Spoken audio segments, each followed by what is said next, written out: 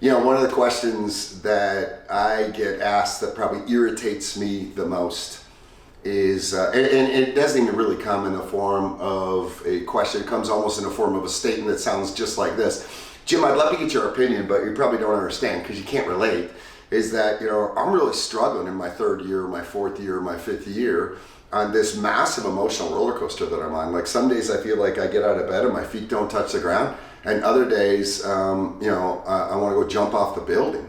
And what they feel like is they feel like I never dealt with that because I started off right away, made roundtable my very first year, and was doing quarter of the table in my mid-20s that they felt like I didn't have any rejection. I didn't have any of that emotional roller coaster. And that just irritates me because I probably had more than almost anybody. Because the more activity you do, the more disappointments there are, the more rejection you face, the more challenges that you deal with, and it gets really, really, really hard. So I want to say to all of you is that, you know, if you're struggling with the emotional roller coaster of this business, you're not alone. And anybody who tells you that they don't is just wrong, lying.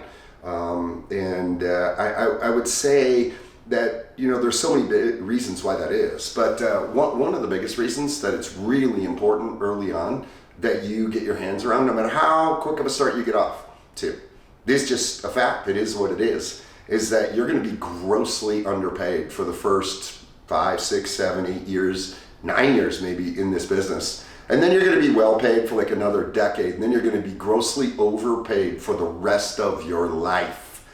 That's really cool. And I can tell you at 53 years old, when I think about that, I get really, really, really excited about that for the youth and the young people that are starting in this career, for them to really get their hands and understand that. And the fact of the matter is, when I was 23 and 24 and 25, I didn't understand that. And, I would say people told me it occasionally, but it would go in one ear and out the other. And at the end of the day, I would focus on the challenges and, I'd want to jump off a building a lot. And it's just because there's a lot of trials and tribulations in this business that are there in the early, onset, that no matter how hard you work, no matter how much money you earn, no matter how many people you see, you can't avoid them. But here's the deal. I want to give you a few tips because I want to lessen the curve, right? Because if your curve is like this, that's dangerous, right? Nobody wants to be in those lowest of all low pitfalls. And that's when people do stupid things. That's where people leave the business and it just becomes, not enjoyable anymore. So although it's not just going to be one straight line up and everything's perfect, you can minimize it. So here's just a few thoughts for you. Number one, spend as much time as you can really thinking about the difference you're making and staying focused on your purpose, even early on, and that's even more importantly what I would say on the impact that you're having. And when I share that with a lot of new reps, ultimately you're in the business of financial security planning, so the ultimate impact, the ultimate purpose is not going to be fulfilled for decades, right? You're not going to get thank you letters and you're not going to see the fruits of your labor until you've been working with somebody for 20 and 30 and 40 years, right? That's not necessarily true. Think about when you're working with young people, when you can get them in the habit of saving money on a consistent basis, strategically paying down credit card debt, putting aside enough money to buy their first place, getting them in the habit of being able to save a consistent portion of their money and live on less than they make, which is not the American way whatsoever. So they begin to see light at the end of the tunnel that never would have happened without you, right? I was given a main stage talk in New York, right behind Malcolm Forbes, by the way. I think I was 25, who knows how old he was, but we're in New York. And I was sharing something that I came up with in my own think time because I was on this emotional roller coaster. And I thought to myself, and I don't know how this analogy came to me, but I thought to myself, I'm gonna process this. I'm gonna process that I'm walking along the ocean and there's this long pier out there and it's a big drop off and it's deep water, right?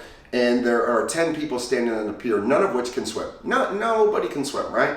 And I just happen to be walking along in this big wind gust storm and just happen to be pulling a wagon with a large enough rope and a lifesaver to save 10 people. And this huge gust of wind comes off, right? Huge. and it blows all 10 of them in the water. And I run down to the pier and I got my wagon, I'm yelling at them, and I can save each and every one of their lives. And 7 out of the 10 won't even talk to me, won't even have a conversation, won't even give me the time of day, and I can save their life.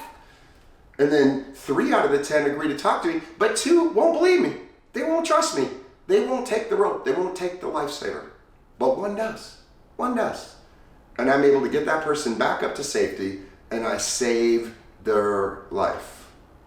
I thought to myself, am I going to focus the rest of my life on the frustration of not being able to save those 9? Or am I going to give glory and spend a lot of time basking in the sunshine, how much of a gift it was that I was able to save that one person, and then do it over and over and over and over again? Now that might sound like a corny analogy to you, and it wasn't like I was just instantly fixed and I forever lived a life of bliss forever, right? I'm human. But what we want to focus on is we want to focus on the good we're doing, the impact we're having, and most importantly, we want to focus on the fact that we are in control of our own emotional state of mind. We must not let external events dictate, change, destroy, and crush our optimism, our passion, our belief, our confidence, because very few things have the right or the ability to change those. But yet we feel like a lot of them do. So for example, you have a really large case that you're going to make a significant amount of money that you think for sure is going, and all of a sudden doesn't go. Because an advisor of this potential client had told him at the end of the day it's not the right thing to do, and you were counting it. You were counting it, right? And all of a sudden you go into a mental ball. You're in the corner for a day or 2 or 3. But the reality of it is that's not rational. Nothing else has changed, right? The products you sell and the quality of them has not changed. Your model has not changed. The companies that you represent have not changed. The quality of stuff you do has not changed. The ability to have an impact on people has not changed. One idiot decided to do something that's his loss, not yours, but don't let that idiot control your state of mind. And too often we allow external elements to control how we think and how we feel. So you're in charge of that. So stay focused on that.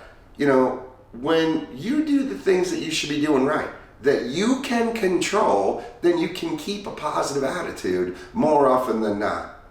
Let's face it, we're all human. But I think the difference between what I've seen very successful reps and mediocre or failing reps is recovery time.